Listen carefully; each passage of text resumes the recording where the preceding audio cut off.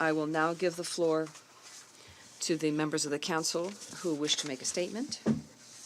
I'll give the floor to the representative of the Russian Federation. Thank you very much, Mr. President. We're grateful to Mr. Lowcock for his briefing. Mr. President, some delegations are constantly calling on us to report to the Council on implementation of Resolution 2401. Well, we're going to do that now.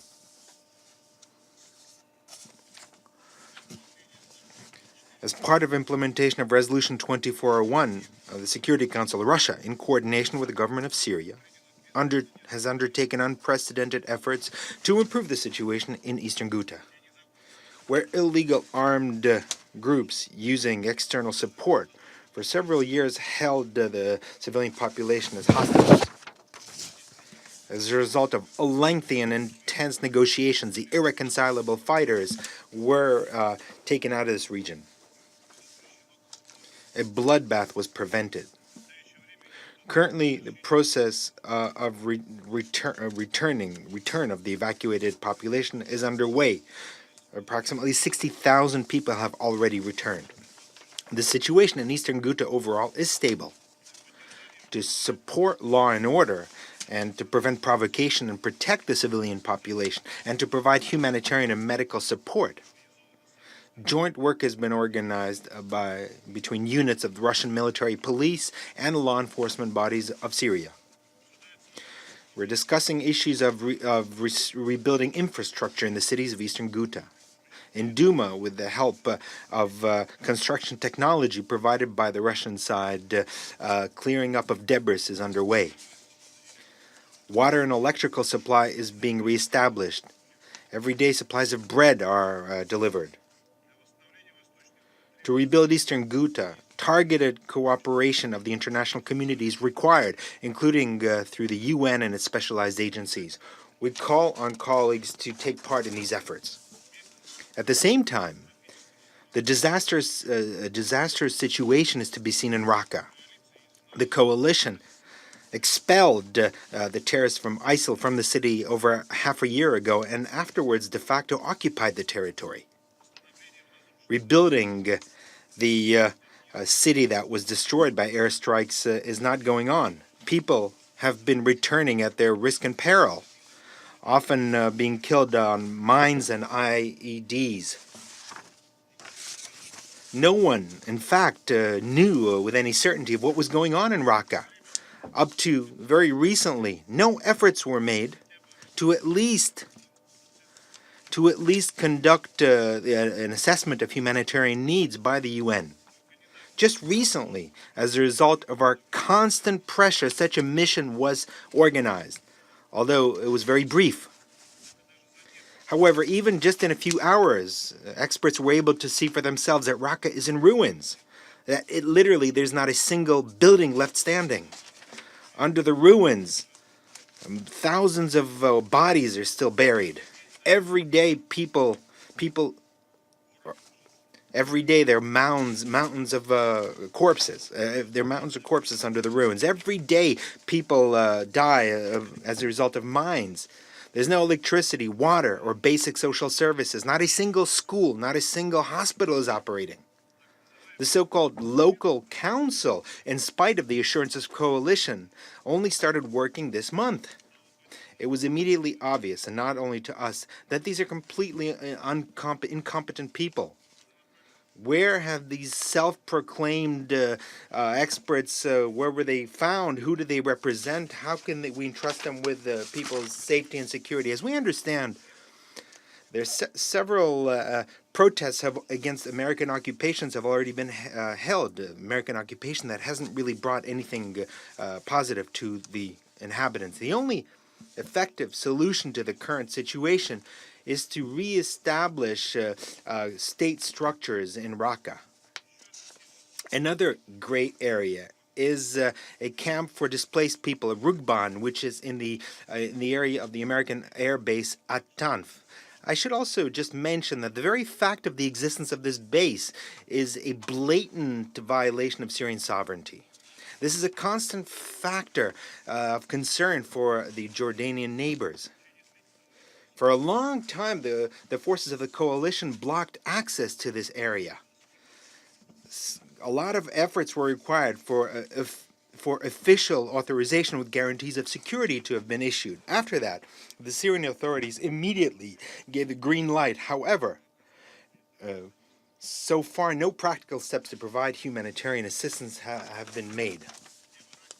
The topic of Raqqa and Rukban should be constantly the focus of attention by UN humanitarian agencies. It's essential to have a stable access to these areas. We now have a question to you. Can you tell us how you are implementing Resolution 2401? What are you doing to ease the situation in Raqqa, Rukban, and the besieged Fua and Kafraya? And let's not divert discussions towards a broader format.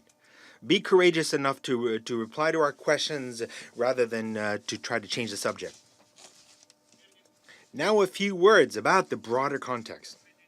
For the past few days, we are quite surprised by the hypocritical behavior of the United States, Great Britain, and France. Not even a day passed after the missile strikes when their organizers started putting forward strange political initiatives. Now, given that all the elements of these proposals are already contained in the existing resolutions, they simply need to be put into effect. By their acts of aggression, the Troika and those who supported or welcomed their actions, in fact, have expressed solidarity with one of the sides of this conflict. The aggressor does not have the moral right to prepare legal international acts regarding the victim of its aggression. Russia is working with all the sides of the Syrian conflict. Our position was always amounted to the need to implement Resolution 2254 of the Security Council and the return to Geneva negotiations without any preconditions. And first of all, without the condition of a change of regime change. Before the missile strikes, we noted the readiness of the Syrian government to participate in the Geneva negotiations. Now these efforts have been set back considerably. It's hard to imagine that after everything that has occurred, the Syrian authorities feel any enthusiasm about discussing the political solution in their country at the request or indication of the Western Troika. If the goal is to force the Syrian president under a hail of bombs to sit at the table of negotiations and to consider this as a victory over him, since supposedly he only understands force, and as a result of these negotiations to basically put him in court under trial as a war criminal, of which Washington, London, and Paris speak directly of, then this goal is simply unrealistic. There should be no illusions on this. First, you need to undo the damage which you yourself have created to any possibility of a political solution. At the same time, in Western capitals are encouraging very militant statements by the radical opposition, which are already conditioning their participation in the Geneva consultations by preconditioning them by insisting that Assad leave. And now, inspired by the strikes of the 14th of April, they demand that the coalition start a war with Damascus, and in fact rejecting the very principles of Resolution 2254. The Riyadh oppositioners have to step back from their destructive position and embrace the implementation of resolutions of the Security Council. In fact, they have drifted quite far from that approach. Their patrons should also stop their militant rhetoric against the legitimately elected president of Syria, since they themselves are continually talk about the need to set aside any preconditions. The idea of creating a mechanism on attributing responsibility for the use of chemical weapons no longer makes any sense. When Washington and its allies have already determined who is guilty, and in essence are already acting like executioners, self-appointed executioners.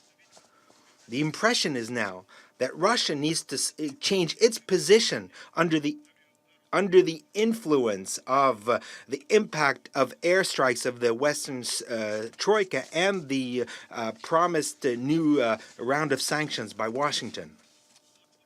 Well,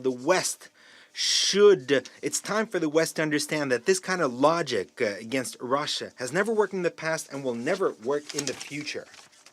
The delegation of Great Britain and France just a few days ago immediately rushed to draw up some new plans on Syria.